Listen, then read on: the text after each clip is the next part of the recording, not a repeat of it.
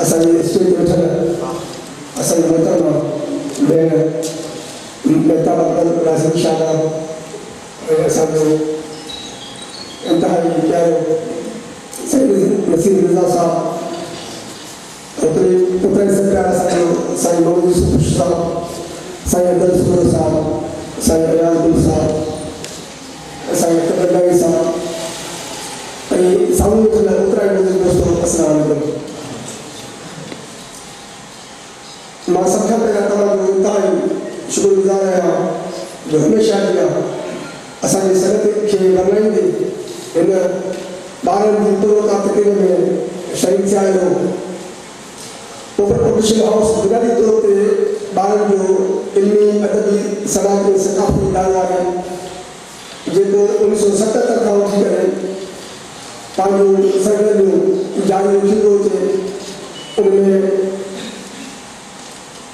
Publishing जो कमु थियो, ॿारनि जो रिसालो, ॿारनि जे लाइ ज़हनी आज़माइशगाह मुक़ाबिला, तक़रीर मुक़ाबिला, पुलिस बालक मेला, इहे सरगर्मियूं जारी रखंदे लॻभॻि 43 सालनि जो अर्सो थी गुज़रियो आहे। ऐं उन जे विच में कोई बि पास कोन मिलियो। हीउ लाॻीतो ऐं सिलसिलो जारी आहे, कॾहिं घटि कॾहिं वधे, पर कॾहिं सिलसिलो टुटो कोन मिलियो। ऐं जेकॾहिं तव्हांजो इहो साथ असां सां रहियो त मां सम्झां थो त असांजी साथ आख़िरी सम्झो साथ ऐं सिलसिलो जारी रहंदो। मां तव्हां सां ज़रूरु थोरा कयो आहियां। साईं गुलाम सोलंकी साहब जे बारे में मां ॿ लफ़्ज़ ॻाल्हाईंदुसि त सोलंकी साहब बुनियादी तौर ते ॿारनि जो राइटर आहे। जेके बि सॼा ॿारनि जा राइटर आहिनि उन्हनि खे हली करे वॾनि लाइ लिखियो आहे।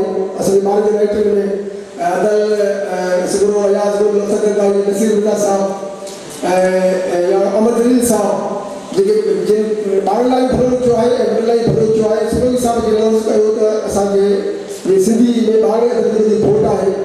असांखे कुझु किताब तव्हां लिखी ॾियो त हुन असांखे 11 किताब लिखी ॾिना पंहिंजा ऐं हिकिड़ो साईं शिक्षक जो सो असां 11 किताब गॾु छपायासीं हिकु ॾींहं ते। ऐं अॼु हुनजी हीअ तकलीफ़ आहे ऐं असांजे लाइ इतां ख़ुशी जो सबबु बि आहे त ॿारहें अदब में हिन वक़्तु न हुजे जे बराबरि कमु थिए पियो।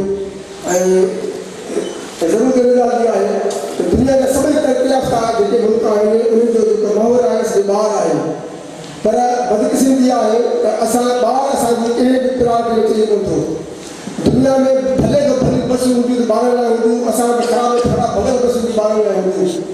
हिते जेका तरक़ी आहे असांजो ॿार फर्स्ट पिराट कोन्हे को।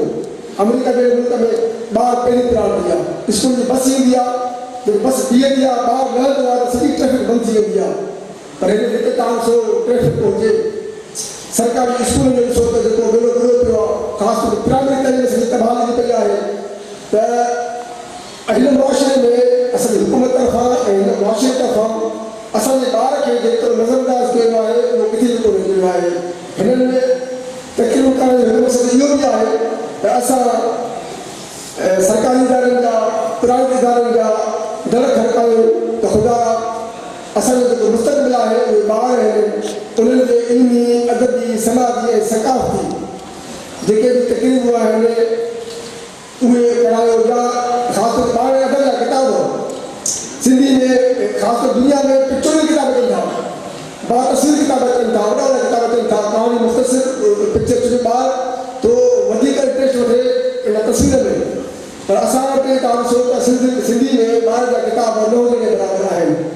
ऐं हिकिड़ो ई इदारो आहे सॼे सिंधियत जी बोर्ड, हिकु साल आहे मुल्क सॼी माहौल अची कोन सघे, हुनजी पंहिंजा मसइला हूंदा। अॼु असां हिन प्लेटफॉर्म ज़रिए असां सरकार खे थोरी कंदासीं त ख़ुदा पंहिंजे मुस्तक़बिल ते ध्यानु ॾियो ऐं पंहिंजे ॿारनि जी तइलीम ते ख़ासि तौर ते अदब तक नई पढ़ी ॻाल्हि आहे। तइलीम बुनियादी तइलीम तव्हां इलाही प्राइमरी स्कूलनि में वाशरूम स्कूलनि खे पीअण जो पाणी कोन्हे को, गर्मी में उते जनरेटर कोन्हे को। ऐं वॾी ॻाल्हि आहे त सेकेंड अकेडमी असांजी हेॾी वॾी अकेडमी आहे खैरपुर में, हिते ट्रांसफार्मर कोन्हे को। हीअ फंक्शन तव्हां जनरेटर ते ॾिसी रहिया आहियो। इहो एॾो वॾो अलमियो आहे, हिकिड़ो ई हाल आहे उनखे बि ट्रांसफार्मर ॿियो कोन्हे को, सरकार जी कान कान्हे का।